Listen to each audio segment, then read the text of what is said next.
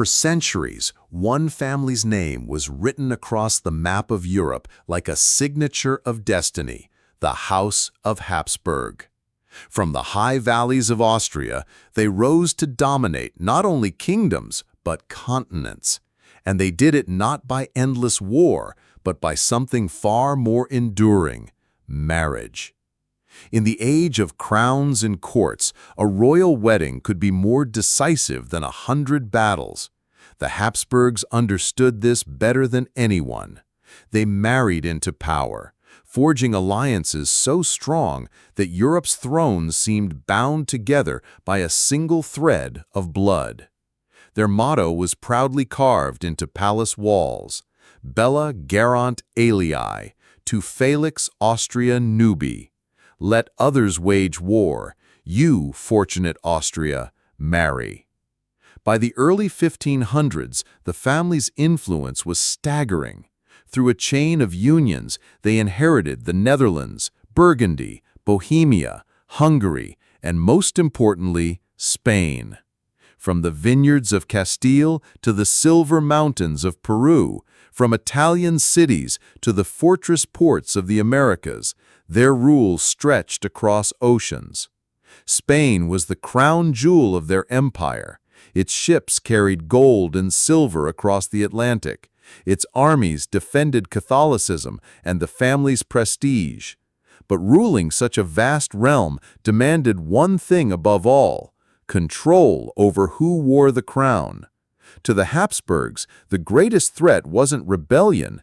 It was the possibility that the throne might fall into foreign hands. Their solution was simple and fateful: keep the crown within the family, even if it meant narrowing the family tree.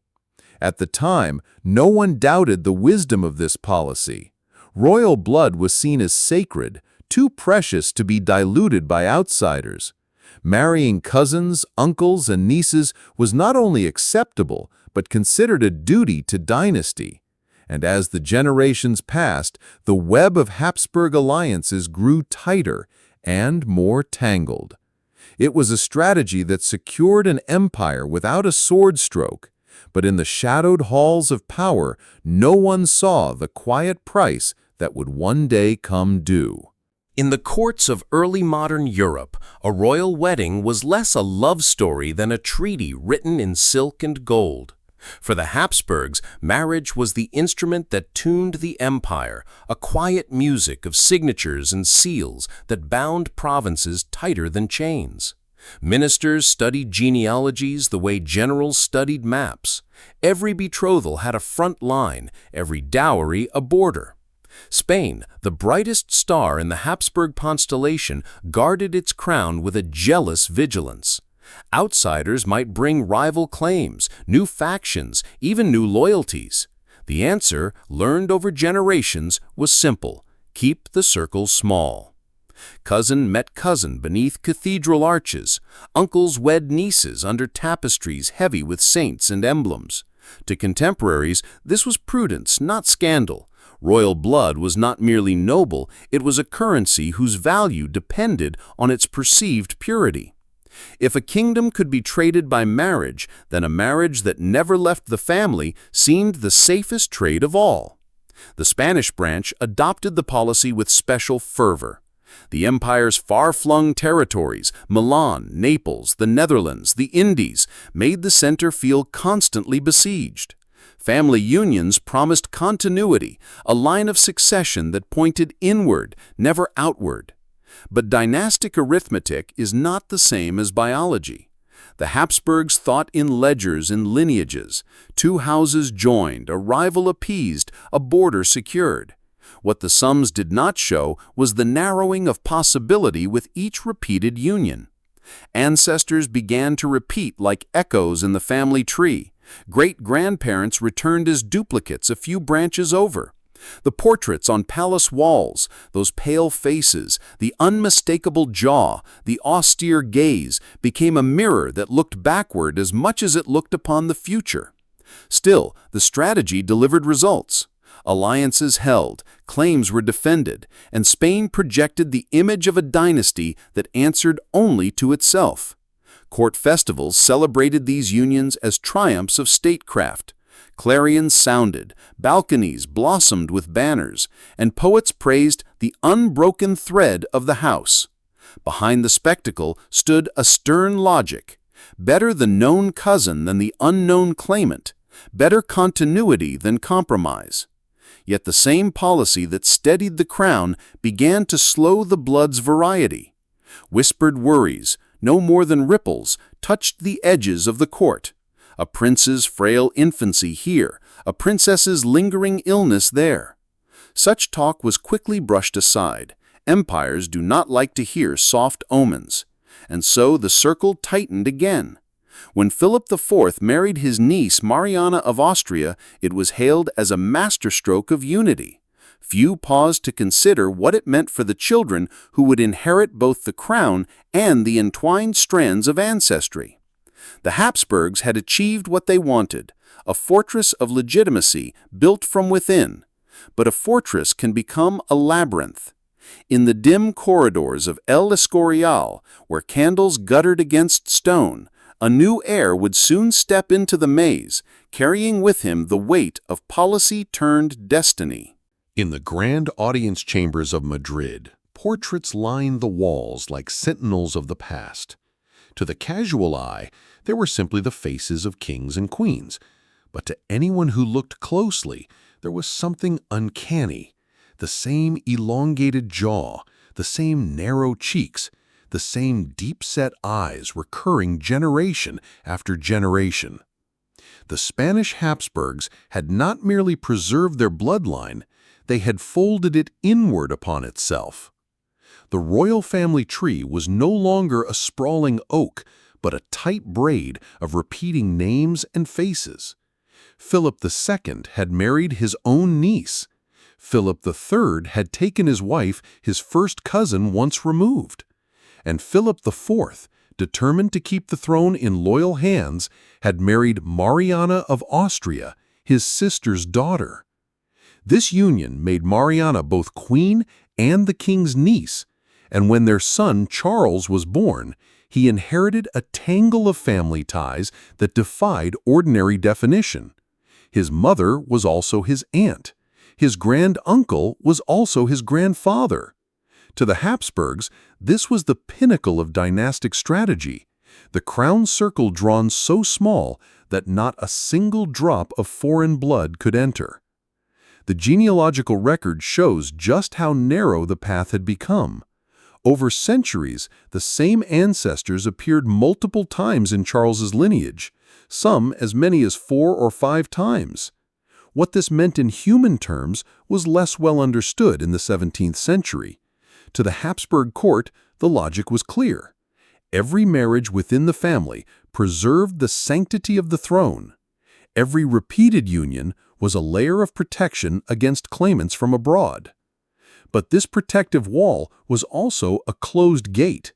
By marrying so close, the family reduced the diversity that nature relies upon for resilience. Children born of such unions often bore the unseen weight of generations of narrowing choice.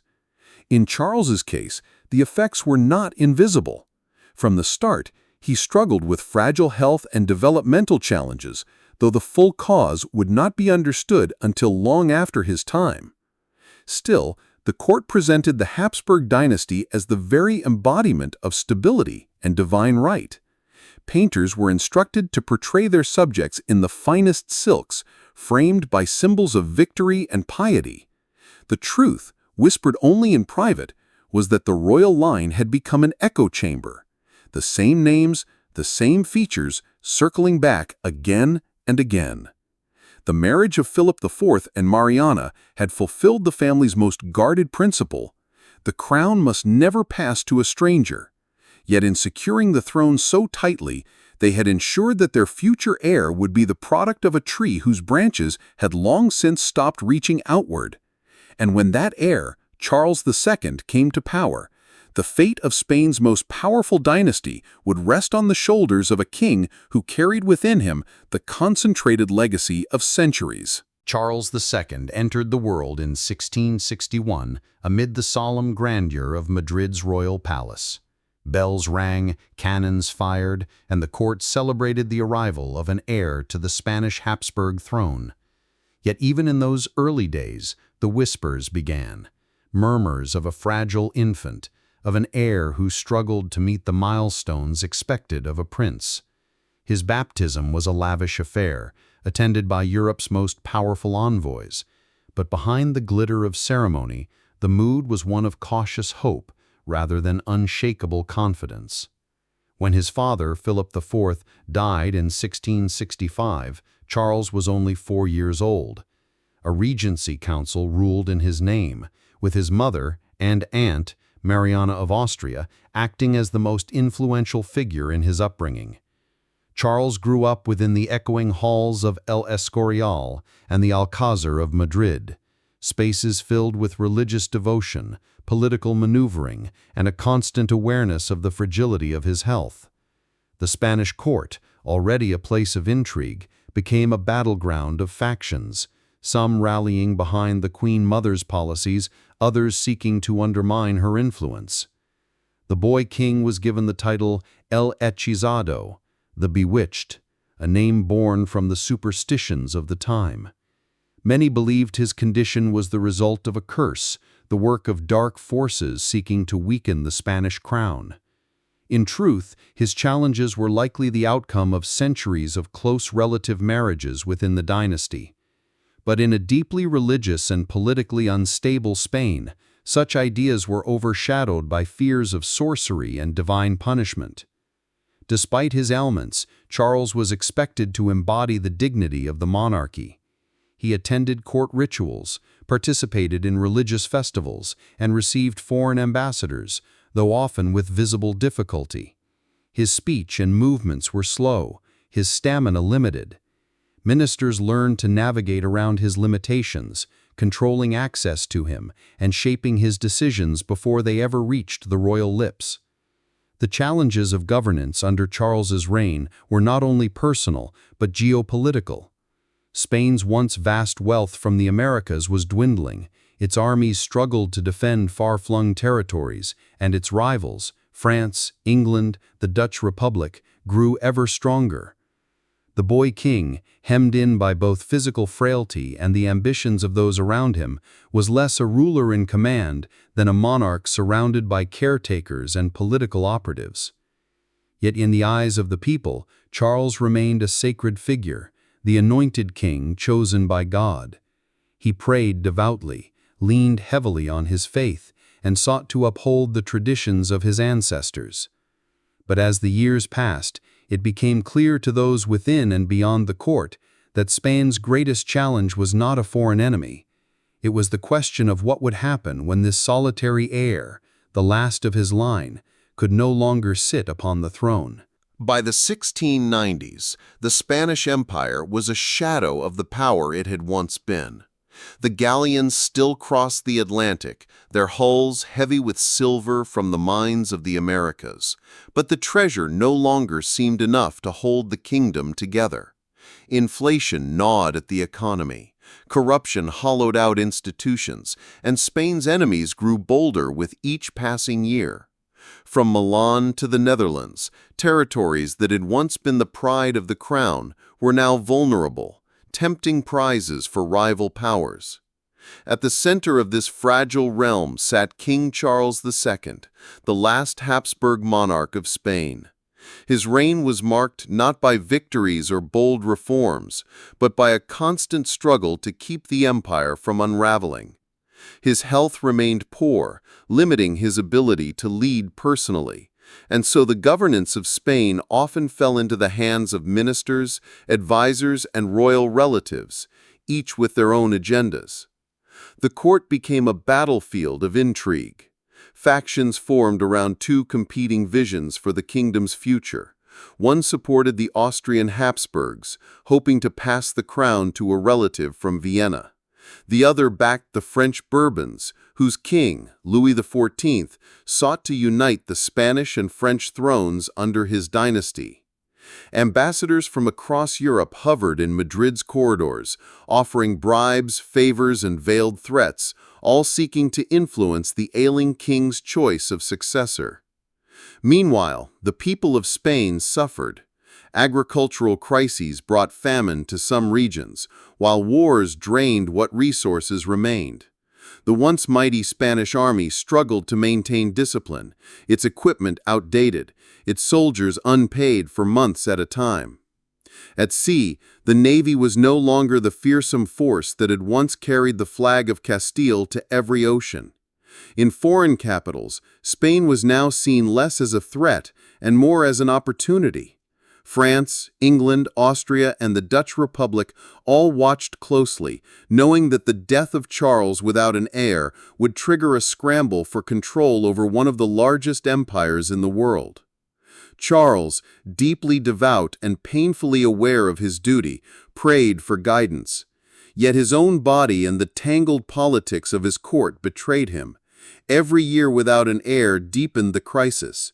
Diplomats sent home reports describing a kingdom held together by threads, a monarch too weak to fight his fate, and an empire standing on the edge of a precipice. The question was no longer if the Habsburg dynasty in Spain would end, but how and in whose hands its vast legacy would fall.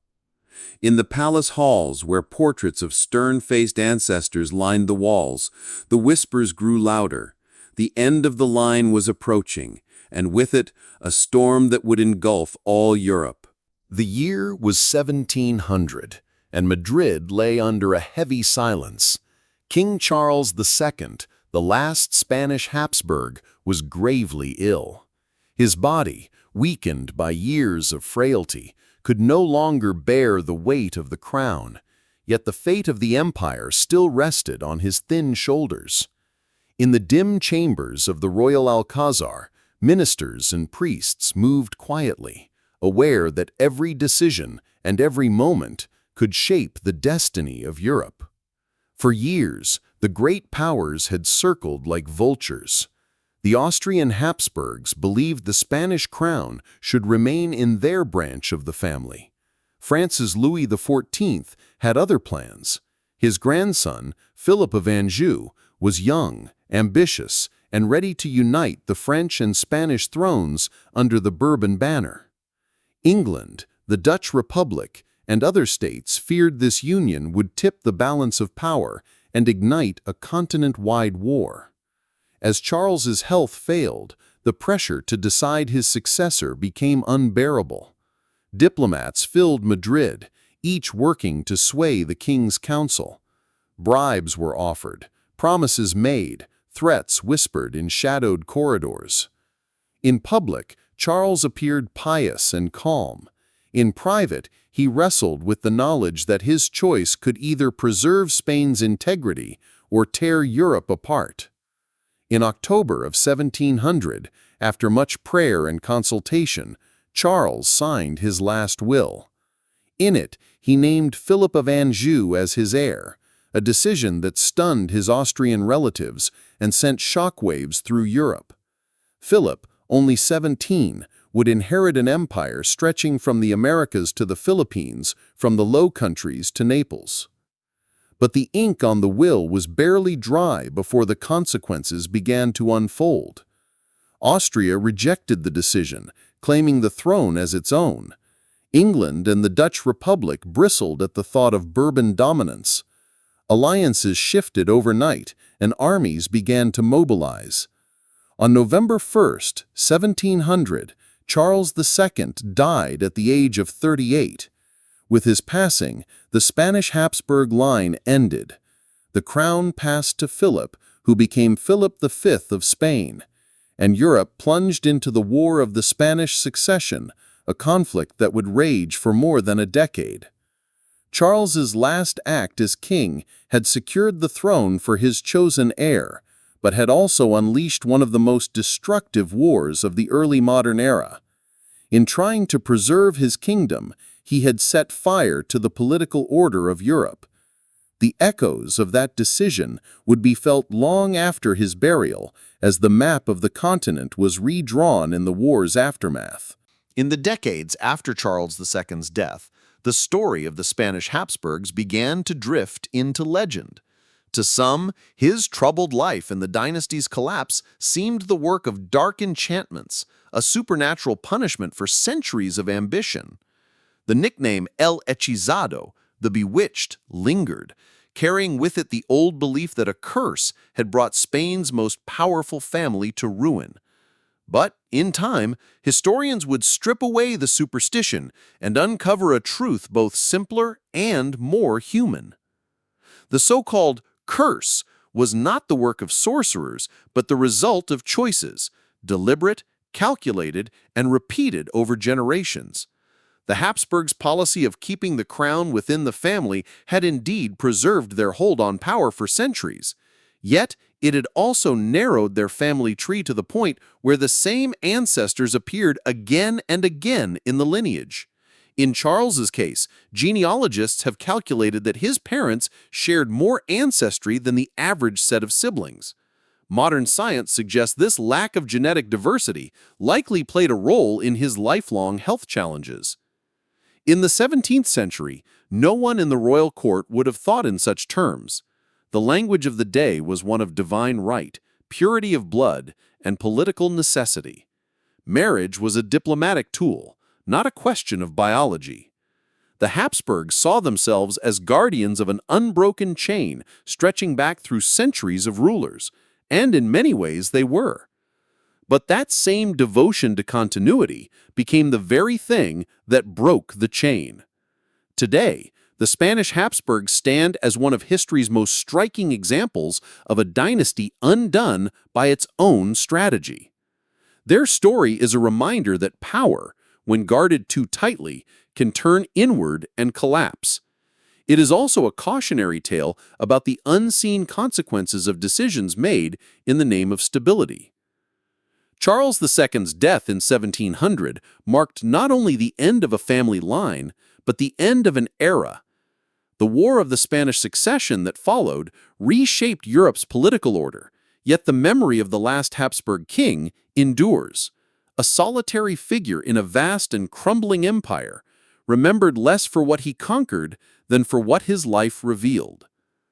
The legend of the bewitched king still lingers in Spain's cultural memory, but history now sees through the veil of myth. There was no curse, no dark spell, only the long shadow of human choice cast across centuries of rule, until the light finally went out on Europe's most insular dynasty.